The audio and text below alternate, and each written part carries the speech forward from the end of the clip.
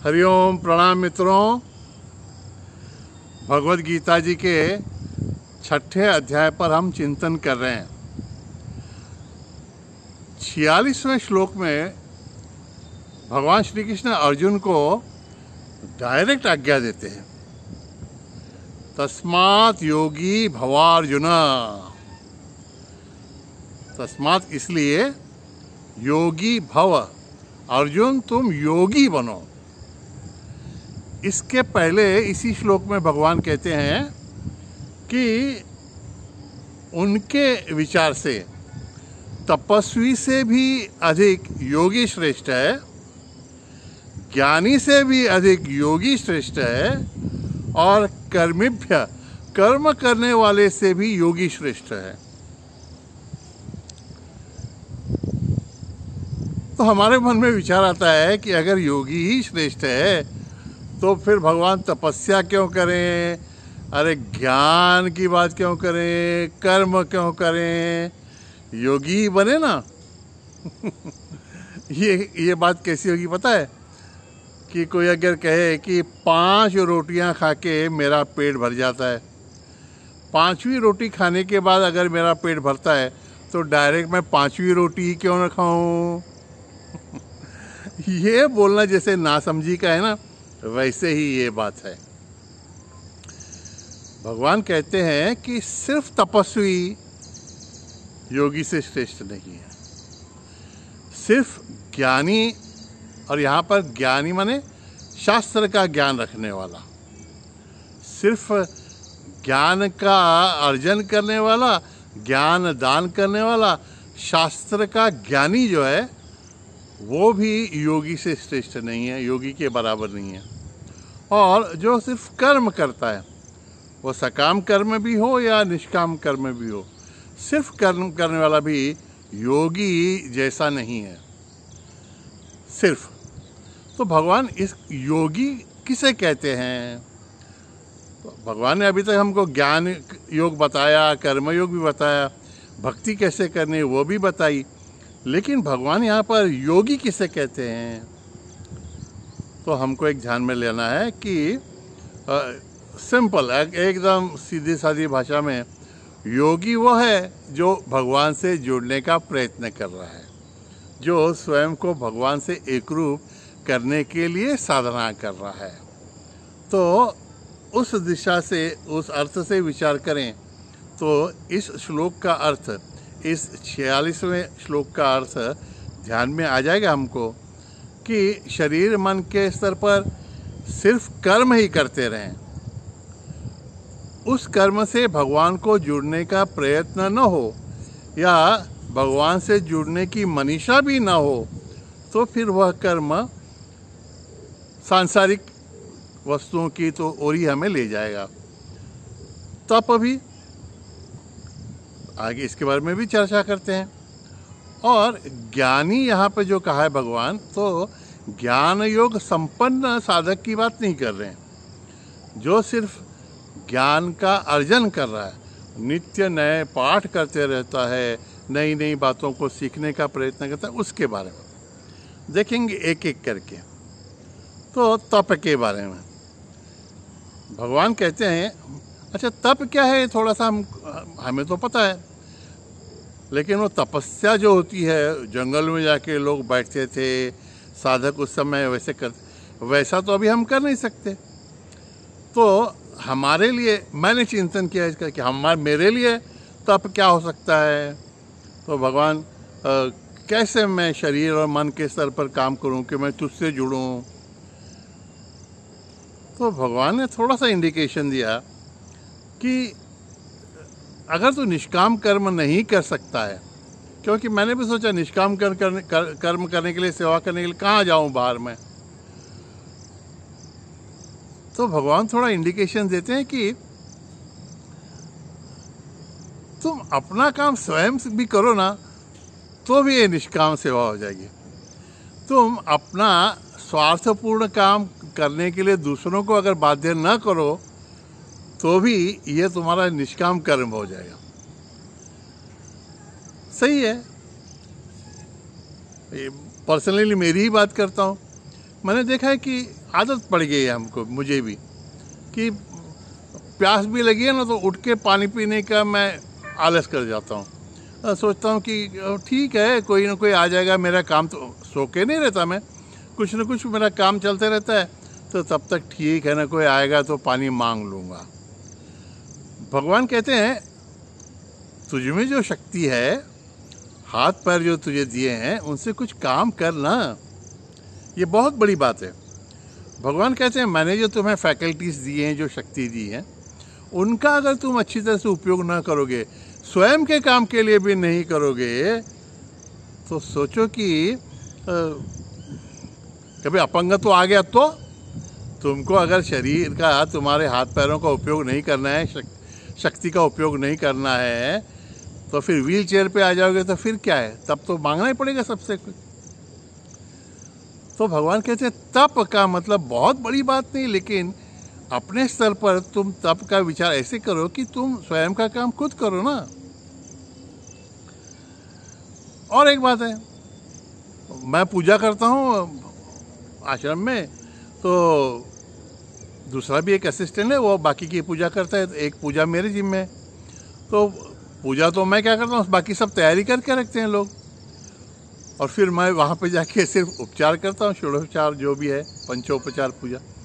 भगवान कहते हैं ये सब तेरे लिए करके रखते हैं, उसके बाद तू पूजा करता है। अगर तुझे सचमुच तप करना है ना, तो तेरे आश्रम में घूम, और मेरे लिए एक फूल भी अगर तू निकाल के लाएगा ना, तो मैं निहाल हो जाऊंगा। देखिए कितनी छोटी छोटी बातें हैं, लेकिन सही है ना। हम बड़ी बड़ी बातों से तप करने का सोचते हैं, और इन छोटी बातों की ओर हमारी उपेक्षा हो जाती है ना। भगवान बोलते हैं कि इन छोटी बातों के लिए भी तुम दूसरों पर निर्भर न रहो। आत्मनिर्भरता आजकल भारत के लिए तो संदेश है ना, तो इन छोटे कामों के लिए तो कम से कम हम आत्मनिर्भर हों, है ना। बहुत अच्छी बात है। देखिए कितना भगवान के उनसे जुड़ने का प्रयत्न करो, तो वो ही हमको मार्गदर्शन करते रहते हैं। तब मन के स्तर पर भी तब भगवान बोलते हैं कि थोड़ा सा तुम सहन करने को, सहन भी नहीं, स्वीकार करने को सीखो। भगवान बोलते इन दोनों बातों में भी बहुत फर्क है, सहन करना और स्वीकार करना। एक संस्था है अल्कोहलिक अनोनिमस, उनका एक ब्रीद वाक्य है कि भगवान जो परिस्थिति में बदल सकता हूँ, वो बदल करने का सामर्थ्य मुझे दे, और जो परिस्थिति में बदल नहीं सकता, उस परिस्थिति को स्वीकार करने की मुझे शक्ति दे। और कौन सी परिस्थिति ऐसी है जो बदली जा सकती है मुझसे, और कौन सी ऐसी है जो बदली नहीं जा सकती, इसके बारे में विवेक करने की बुद्धि मुझे दे, है ना। तो सहन करना माने मन को थोड़ा सा जबरदस्ती करना कि भाई इसको हम नहीं बदल सकते हैं, इसके लिए सहन करते हैं। भगवान कहते हैं तुम स्वीकार करो। किसको स्वीकार करो? दूसरों की गलतियों को। बहुत बार हम, हमारे गुरुदेव का भी एक वाक्य है कि to deal with others use your heart, and while dealing with your own self use your head. कि दूसरों के बारे में हम दूसरों के बारे में हम हृदय से सोचें, और स्वयं को अपने दिमाग से, विवेक से अनुशासित करें। दूसरों की गलतियां हम झट से निकाल लेते हैं, मेरा भी अनुभव है। और इस बात में भगवान ने मुझे 2-3 बार इंडिकेट किया है कि दूसरों की गलतियां तुम स्वीकार करो, गलतियां मत निकालते बैठो, क्योंकि उसको काक दृष्टि कहते हैं। कौवा भी कैसा, सब जगह अच्छी बातें रहेंगी, लेकिन गंदगी पे ही जाके पैरे बैठता है। वैसे 99 अच्छी बातें हमको दिखती हैं लोगों की, लेकिन वो अप्रिशिएट नहीं हम करते, उनकी एक गलती निकालने की आदत हमको पड़ जाती है। और मेरा तो ऐसा अनुभव है भगवान की कृपा से, अगर मैंने दूसरों की कुछ गलती निकाली तो वो गलती मुझसे ही हो जाती है। भगवान इंडिकेट करते हैं कि गलतियां मत निकालो, आपको बताता हूँ प्रत्यक्ष। स्वामी पुरुषोत्तमान जी जब थे तो उनका एक पत्र बम्बई से आया, उन्होंने ही भेजा था, लेटर लिखा था उन्होंने। तो वहाँ पे यह सभी आश्रम में ऐसी पद्धत है कि लेटर वगैरह लिख के किसी असिस्टेंट को पोस्ट करने के लिए दिया जाता है, एनवलप वगैरह। तो बम्बई से एक पत्र आया मुझे, तो उसके ऊपर स्टैम्प कम लगा हुआ था। तो जितना कम था उतना उससे ज़्यादा डबल दंड हो गया मुझे। तो जब स्वामी जी आए तो मैंने स्वामी जी को बताया, मैंने बोला देखिए बम्बई के ऑफिस के लोग कैसे हैं, कम स्टैंप लगाया, उन्होंने ध्यान भी नहीं दिया और फिर डबल दंड हो गया, कैसे लोग काम करते हैं स्वामी जी आप। सुर मेरा थोड़ा तकरार कंप्लेन का था। स्वामी जी ने सुन लिया और फिर बाद में बोले, अरे आत्मदेव ये स्टैंप तो मैंने ही लगाया था। मैंने बोला सॉरी सॉरी सॉरी सॉरी, बहुत गलती हो गई स्वामी जी। स्वामी जी ने बोला तुम ऐसा ही भाव क्यों नहीं रखते कि जो कुछ भी किसी से हुआ है बस उसका अंतर्यामी जो परमात्मा है वो ही करवा रहा है, तो कभी कभी हो जाती गलती से, है ना। तो दूसरों की गलतियों को नज़रअंदाज करते रहो, उनको स्वीकारते रहो। और स्वामी जी भी ये अपने व्यवहार में लाते थे। मेरे ड्राफ्टिंग में कभी एक स्पेलिंग की मिस्टेक भी हो गई ना, स्वामी जी वो पढ़ लेते थे लेकिन बताते नहीं थे। एक बार सचमुच है मेरा अनुभव है, एक बार SIGHT साइट की जगह SIT ही लिख दिया था मैंने। स्वामी जी ने पूरा पढ़ा, ड्राफ्ट सब ओके किया, बोला ठीक है टाइप करो भेज भी दो। लेकिन जब मैं भेजने लगा ईमेल से तो देखा मैंने वो स्पेलिंग गलत है। फिर स्वामी जी से मैंने जाके पूछा, स्वामी जी ये गलत था, आपके तो ध्यान में आया होगा, तो आपने मुझे निर्देशित क्यों नहीं किया, क्योंकि गलत ही ऐसे चला जाता है ये लेटर। तो बोले आत्मदेव मुझे विश्वास था कि तुम्हारे अंतर में जो नारायण है वो तुम्हारी इस गलती को, अगर वो चाहता है तो तुम्हारी गलती तुम्हें बता देगा, इसमें मैं तुम्हारी गलतियाँ निकालते क्यों बैठूं। क्या भाव है देखिए, है ना। भगवान ये बताते रहते, लेकिन हमारी आदत जाती नहीं ना, तप करने की आदत नहीं है हमको, दूसरों की गलतियां मन के सर पर स्वीकारने की आदत नहीं है। अभी परसों की बात मैं करता हूँ, हमारी जप संख्या चल रही है ना, तो किसी ने एक मैसेज भेजा, तो 26 की जगह 27 तारीख को उन्होंने जप की लिख दी थी, जप करने की। तो मैंने मजाक में उनको लिख दिया, अच्छा तो आप एक दिन आगे चल रहे हैं। उनको थोड़ा बुरा लगा होगा। अब मैंने उनकी जो गलती निकाली, तो आप देखें मेरे से भी ये गलती हो गई। फेसबुक पे या उन सबको मैसेज डालते समय मैंने भी तारीख 2 दिन के बाद गलत ही डाल दी।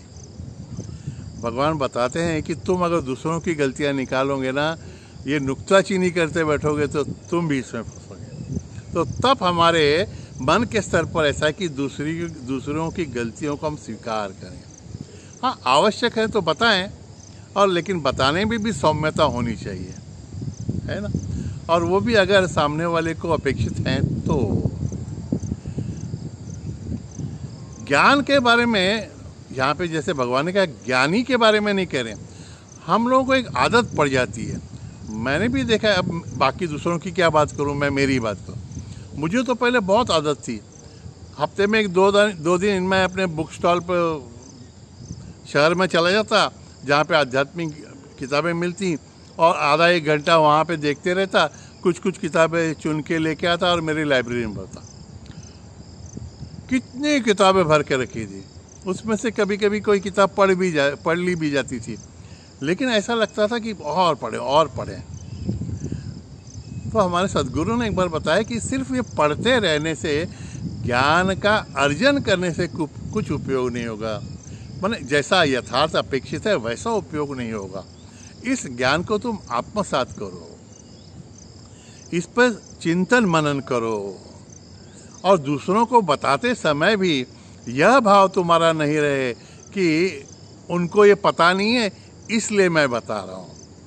तुम्हारा अनुभव सिर्फ इसलिए शेयर करो कि उससे उनको भी कुछ फ़ायदा हो सके, और ये सब बताते समय तुम्हारा इस बारे में रिवीजन हो जाए कि तुम भूल गए हो गए तो तुमको याद आ जाए, या फिर तुम कभी भूल जाओ तो तुमने जिनको ये बात बताई है वो तुमको याद करा दें कि स्वामी जी उस दिन तो आपने ऐसा कहा था, है ना।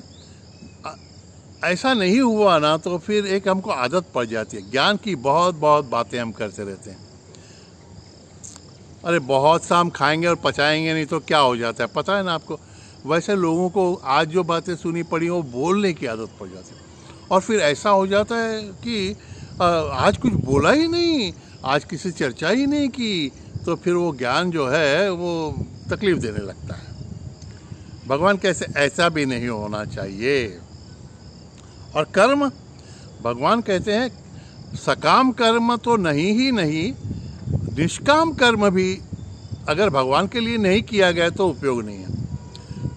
इसके बारे में एक सही बात मैंने जो सुनी है कि बहुत लोग समाज में ऐसे रहते हैं, वो बोलते हैं कि हम तो अच्छा काम कर रहे हैं, हम निष्काम काम कर रहे हैं, हम लोगों की सेवा कर रहे हैं, हम बुरा काम की हमारे हाथ से होता नहीं है, तो फिर हमको भगवान के कंसेप्ट की आवश्यकता ही क्या है। सकाम कर्म तो लोग करते हैं, निष्काम कर्म के बारे में भी जब ऐसा बोलते हैं तो एक बात ध्यान में रखनी है कि उनको भी निष्काम कर्म करने के लिए बुद्धि और शक्ति कौन दे रहा है, ये जब तक अगर वो नहीं जानेंगे तब तक वो ऐसा निष्काम कर्म करके अपना अहंकार ही बढ़ाएंगे। तो भगवान कहते हैं कि इससे भी आपको बचना है। और सकाम कर्म में अच्छे कर्म है, यज्ञ करते हैं, फिर दान करते हैं, दूसरों की सेवा करते हैं, लेकिन इन सब का उद्देश्य थोड़ा सा सकाम माने कुछ तो लौकिक प्राप्ति का अगर हो तो उससे अंतःकरण की शुद्धि भी नहीं होती। भगवान यहाँ पे इंडिकेट करें कि तुमको तप करना है, तुमको ज्ञानार्जन करना है, तुमको सकाम कर्म करने के बाद में निष्काम कर्म करना है, लेकिन ये तीनों करने का उद्देश्य अंतःकरण की शुद्धि ही है, यह जानना है। और अंतःकरण शुद्धि क्यों करनी है, तो ये जानना है कि मेरा अंतःकरण शुद्ध हो जाएगा तो इस शुद्ध अंतःकरण से मैं मेरे अंतर्यामी जो परमात्मा है उसको जान सकूँगा, उसको देख सकूँगा, उसको पहचान सकूँगा और उससे जुड़ सकूँगा। ऐसा नहीं हुआ तो सिर्फ तप, सिर्फ ज्ञानार्जन, सिर्फ कर्म हमें हमारे गंतव्य तक नहीं ले जा सकता। इस अर्थ से भगवान कहते हैं कि योगी जो भगवान से जुड़ने की इच्छा रखता है, प्रयत्न करता है, वो संसार में बाकी सभी प्रयत्नशील लोगों से भी श्रेष्ठ है। तस्मात् योगी भव अर्जुना, डायरेक्ट भगवान आदेश देते हैं, अर्जुन इसलिए तुम योगी बनो, कुछ भी करो लेकिन उससे मुझसे जुड़ने का प्रयास करो, इच्छा तो करो, बाकी सब हो जाएगा। हम भी प्रयत्न करेंगे। हरिओम तत्सत। नारायण नारायण नारायण।